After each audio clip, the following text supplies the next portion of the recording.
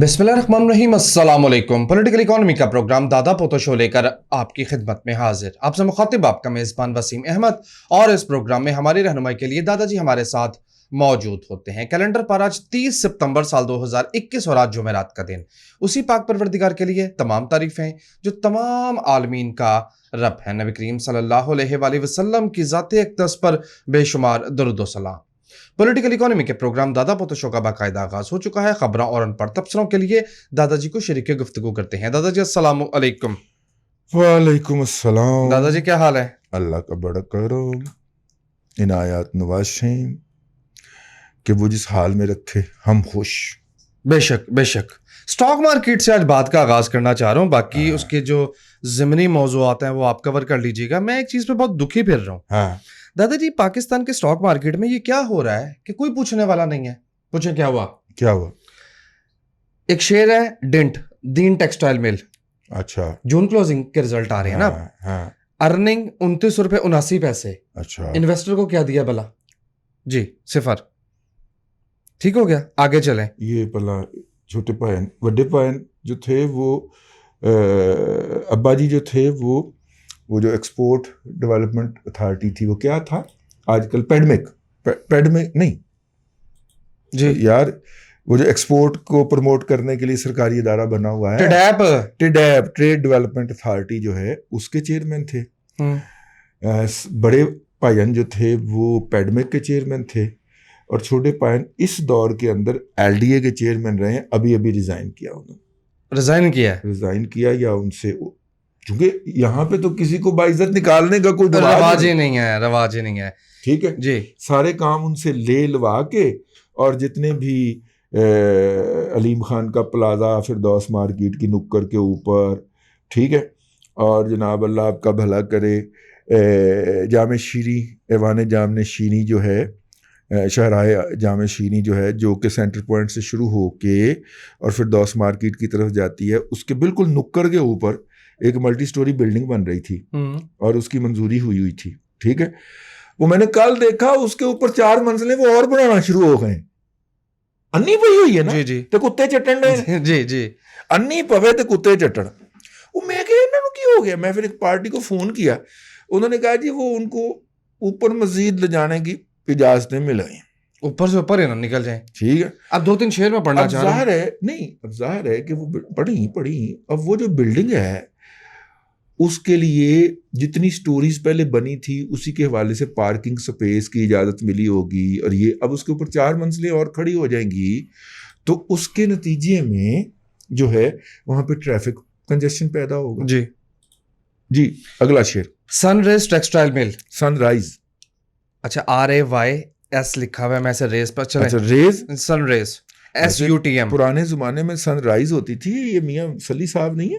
दादाजी आपको सारी स्टोरी तुम्हारी याद है? सलाहुद्दीन सली साहब, जिनके यूसुफ सलाहुद्दीन साहबजादे हैं, ये उनकी सनराइज होती थी। पता नहीं ये वही है या कोई और है। EPS 55 रुपए फी शेयर। माशाल्लाह। डिविडेंड निल, बोनस निल। ठीक है जी। एक और है इंडस डाइंग, 72 रुपए EPS। अर्निंग पर शेयर 72 रुपए। डिविडेंड सिफर, कुछ भी नहीं।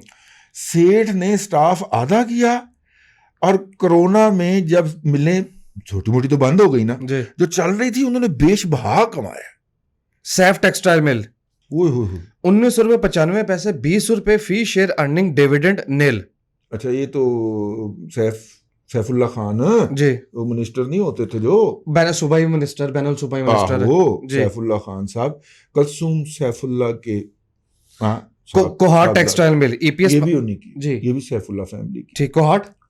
अच्छा, 15 रुपए की EPS, डिविडेंड 1 रुपया सिर्फ। 15 रुपए में से 1 रुपया। और गाजी फैब्रिक 6 रुपए की अर्निंग, इसका डिविडेंड चला स्लाइटली थोड़ा सा बेहतर है। दादाजी गुजारिश है, बेहतर पार्टी है जी। अब सवाल ये है, ये हो क्या रहा है? इस मुल्क में कोई पूछने वाला नहीं है कि आप इन्वेस्टर को दे क्या रहे हैं।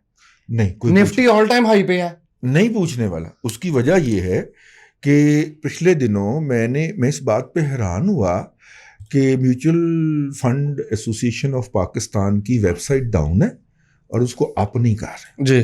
क्यों? म्यूचुअल फंड की अर्निंग के बेड़े गर्क हुए पड़े हैं। वो पार्टी से मैंने पूछा, मैंने कहा ये क्या मजाक चल रहा है? ना ये कोई मजाक है? मुझे मारो। नहीं, वो मैंने कहा यार ये मजाक है, म्यूचुअल फंड जो है उनके बेड़े गर्क हुए पड़े। उन्होंने कहा कि म्यूचुअल फंड वाले जितने हराम खोरी इस वक्त फरमा रहे हैं, यानी मार्केट जब टॉप पे पहुंचती है तो बैंक और म्यूचुअल फंड कमाते हैं, जी। नहीं बायर होते हैं, जी, ठीक है, ऑफिशियल अकाउंट से बायर होते हैं और पर्सनल अकाउंट के अंदर सेलिंग कर रहे होते हैं। मार्केट बॉटम आउट होगी और जब भी होती है, जब भी नीचे को आती है तो सेलर होते हैं बैंक और म्यूचुअल फंड वाले इतने। जब कमल शोजब के हस्बैंड वहां पे अदारे से छुट्टी लेके एमएनए है पीपल्स पार्टी की, एससीसीपी में होंगे, जो 12 मौसम गिनाने स्क्रीन पे आ गई थी, उसके हस्बैंड जो होंगे वो एससीसीपी के कमिश्नर होंगे, अपने मदर इंस्टीट्यूट से छुट्टी ले पे इसी तरह की अन्नी पड़ी होगी। ला कानूनियत और क्या होती है? भाई कोई पूछने दसने वाला ही नहीं है उनको। होता ना यहाँ पे सागदार डांग लेके चढ़ जाता उनके ऊपर कि ये क्या मजाक है यार। कानून मौजूद है कि आप इतना डिविडेंड देंगे, नहीं दे रहा, एससीसीपी पूछ ही नहीं रहा किसी को, अन्नी पई हुई है। 72 रुपए की ईपीएस कुछ भी नहीं दे रहे, एक आना नहीं दे रहा यार। ऐसे सेठ को तो घसीटा जाना चाहिए सड़कों के ऊपर। 72 रुपए उसने कमाया और एक आना नहीं दिया। ठीक है आप कहेंगे जी 20 साल बाद कहीं एक दिहाड़ी लगी है हमारी, इवन देन यार आपकी 20 साल बाद दिहाड़ी लगी तो शेयर होल्डर ने क्या कसूर किया? उसकी भी लगवाए ना, उसकी भी दिहाड़ी लगवाए। 72 रुपए में से यार 72 पैसे ही दे दें यार उसको, कोई शर्म कर ले। और चलें 2.5% ज़कात होती है, कोई 2 रुपया बनता है, वही दे दें यार उसको। उसने आपकी कंपनी में इन्वेस्ट करके कौन सा जुर्म कर दिया है? ये सारी हड हरामियां और हराम खोरियां जो हैं ये आपको टेक्सटाइल सेक्टर में ज्यादा मिलेंगी। और टेक्सटाइल सेक्टर का बड़े सालों के बाद जो बच गए, जो बंद हो गए, मैं उनकी बात नहीं कर रहा, जो बच गए थे उन्होंने बड़ी लंबी दिहाड़ी लगाई है। ये बात हम आपको आज से कुछ 6 माह साल से कह रहे हैं दादा पोता शो में, और अब उसके नतीजे आना शुरू हो गए। कहने का मतलब ये है कि अगर एससीसीपी में कोई बंदे का पुत्र बैठा हो, कोई फुल टाइमर बैठा हो, बाकी तो सारे छुट्टियां लेके आए हुए हैं ना कि पापा जॉन के अकाउंट्स को कैसे हाइड करना है, इस असाइनमेंट पे बैठा हुआ कि जनरल आसम बाजवा साहब ने जब वो कमांडर सदर्न कमांड थे तो कौन सी कंपनी उन्होंने कब रजिस्टर करवाई, इसको हाइड कैसे करना है, इसका डाटा कैसे चोरी करके साइड पे करना है, इस असाइनमेंट पे बैठे हुए हैं ये।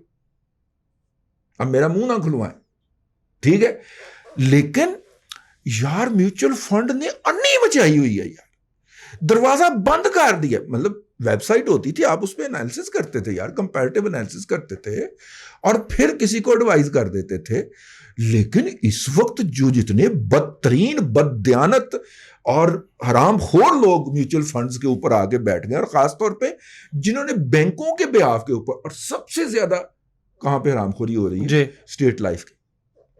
स्टेट लाइफ के पास खरबों का फंड है जो उसने मार्केट में इंजेक्ट करना होता है। स्टेट लाइफ के जो फंड मैनेजर हैं, बैंकों के जो फंड मैनेजर हैं, इन्होंने आपस में एका कर लिया, पैरेलल अपना अकाउंट खोलते हैं, ठीक है, अपना माल जो है वो लोएस्ट लेवल पे, मतलब अदारे का माल वो बेचते हैं और खुद खरीदते हैं अपने पर्सनल अकाउंट। माल बेचा जी, ठीक है, ऑफिशियल अकाउंट से और पर्सनल अकाउंट से खरीदा, पोजीशन स्टोर हो गई, मुनाफा जेब में। अब पर्सनल अकाउंट में प्रॉफिट आ गया और जो लॉस था वो अदारे में बुक कर दिया। अभी मार्केट चढ़ना शुरू हुई है, वो शेयर चढ़ना शुरू हुआ, वो शेयर जो है वो चला गया जी 75 से उठ के 125 पे चला गया, मिसाल के तौर पे बात कर जी, ठीक है, वहां पे जाके अपना 75 पे खरीदा गया माल बेचा और अदारे को खरीदवा दिया। किसी शेयर की मूवमेंट की बात कर लीजिए, 100% यही आपको ट्रेंड नजर आता है कि यार ये आप उन म्यूचुअल फंड्स को, मार्केट्स की इंटेलिजेंस ले लीजिए ना, और ये सारी स्क्रीनें जो हैं, ये ट्रेड की स्क्रीनें, ये एससीसीपी में बंदों के सामने लगी हुई हैं जिनको इस काम के 5-5, 6-6 लाख रुपया महीने की तनख्वाह मिलती है, जी हम मार्केट की कंपेटिटिव सैलरीज दे रहे हैं।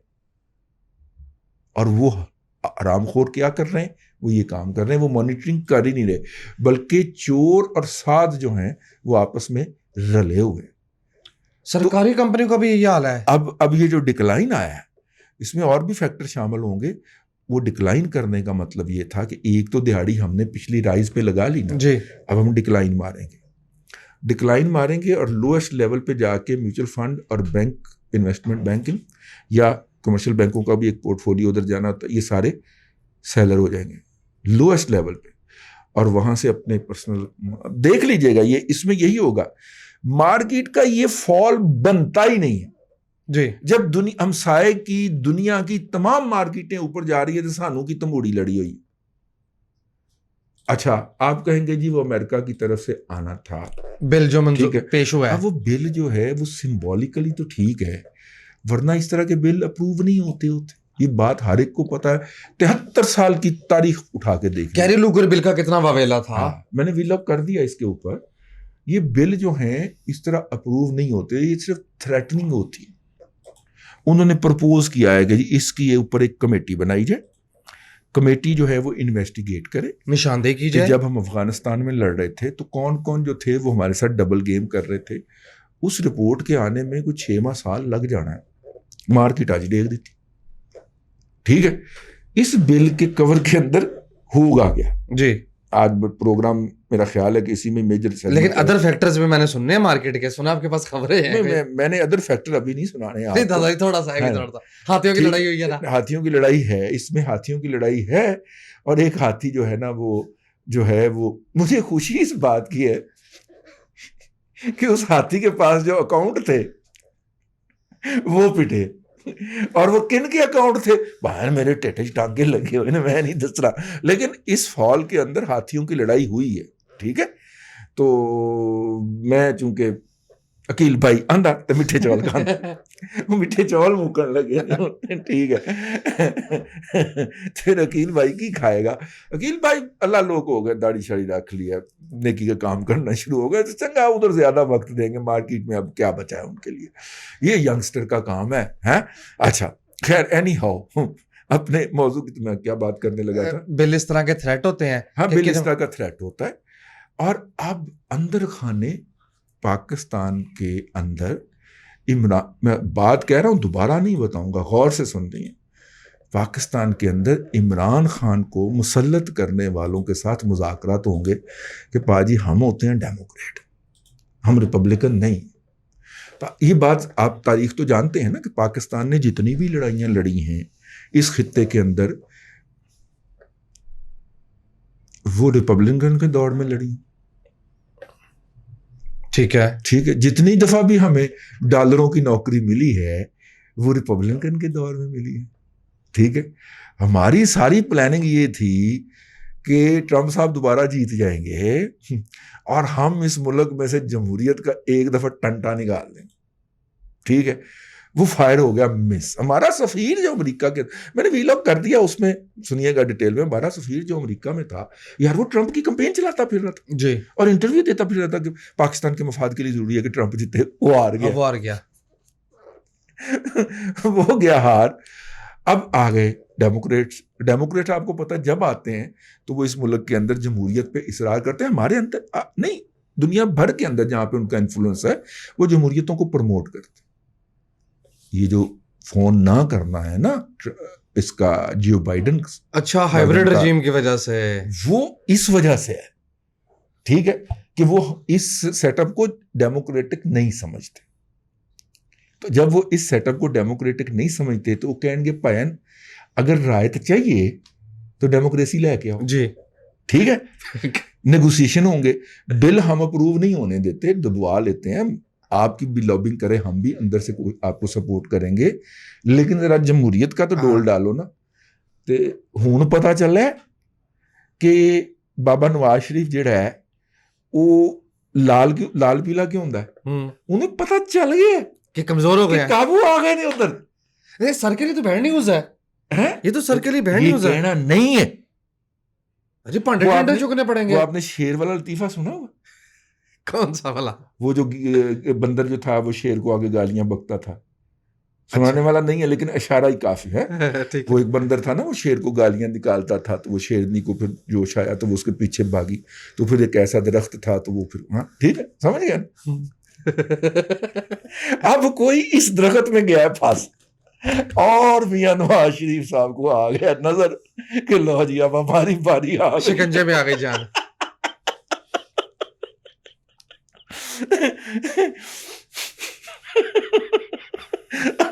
यार आप सोचिए, आप इसको एंजॉय कीजिए कि एकदम ये नवाज शरीफ जो कुछ कह रहा था कि जनाब कोई बात नहीं है, एकदम उसको क्या तो मुड़ी लड़ी है, ठीक है, वो बुनियादी तौर पे वो उसको नजर आ गया, फंस गया जनाब, शेर फंस गया, ठीक है। वो लतीफा याद करें, आप मजीद कहका लगाएंगे, एंजॉय करेंगे। वो वाहियात लतीफा है तो ऑन एयर तो नहीं ना सुनाया जा सकता, इशारा ही किया जा सकता, ठीक। अच्छा खैर, ये जो है ऐसी सूरत के अंदर जब हमें स्टॉक मार्केट से जोड़ना चाह रहा हूँ, जी जी, मुझे मौका दीजिए।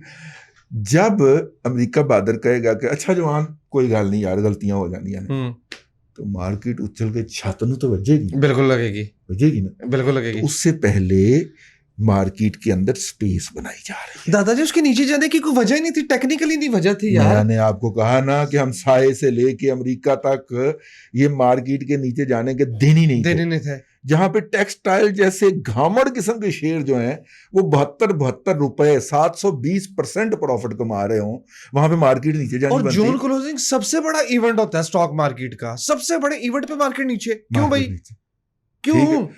अच्छा, और इन दिनों नहीं, एक ये भी है ना भाईजान जी कि ये वो दिन है जुलाई अगस्त, ठीक है, जो गुजरे हैं जी, कि जब कंपनियों के रिजल्ट्स आ रहे, जी जी, result season close, yearly result आ रहे होते हैं जी। तो बुनियादी तौर पे वो जो ईयरली रिजल्ट्स हैं वो बहुत बुरे नहीं, बदतरीन आए हैं।